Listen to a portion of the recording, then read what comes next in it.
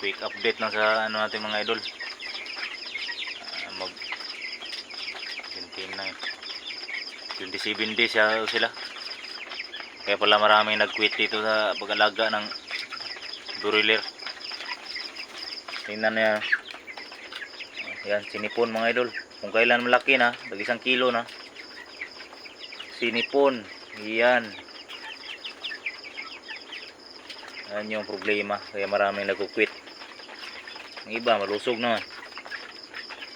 Ang ano talaga dito sa broiler mga idol, kailangan tingnan mo nang maigi sila.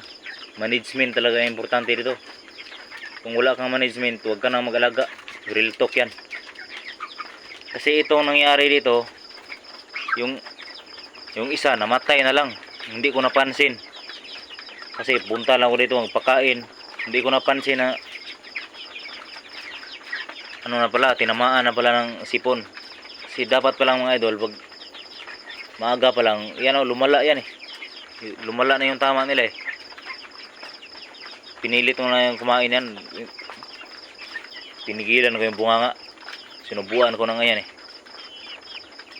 Kasi hindi nakakain eh. Mahirap po siya makahinga yan. Tinamaan na sipon, lumala yung sipon eh. Yan ang problema dito mga idol. Kaya, mayroon akong utos-utusan dito, wala rin kwenta. Parang mga tanga lang.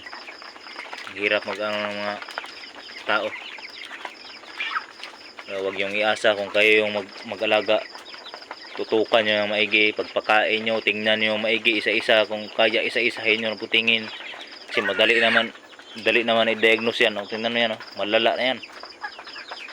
Madali lang tingnan yan kung may tama ng sipon yan. Kasi kahit hindi uminom ng tubig, parang tumitingala yan. Saka parang may iniinom ng tubig. Madali lang yan tingnan eh. Ito lumala yan eh. Mamatay talaga yan. Yung tatlo na yan. Tinira ko na ng capsule yan. Para ano, problema talaga lumala eh. Naka-build na ng maigi yung ano diyan, plema. Ang bakterya na putang inang bakterya yan. Ngayon maraming nag-quit sa broiler na yung mga ano natin na nagsuswitch na lang sa layer. Mas madali ang alagaan yung layer, yung malaki na yun. Kasi dito na simula sisiw, halos di ka na matulog, bantay. Grabe yung hirap dito, bantay ka. Ito nabanso to eh. 27 days, dapat 1.5 kilo na to. Ang pinakamabigat pa lang dito 1.1 pa lang, 1.3. Yung iba nga kalahati lang.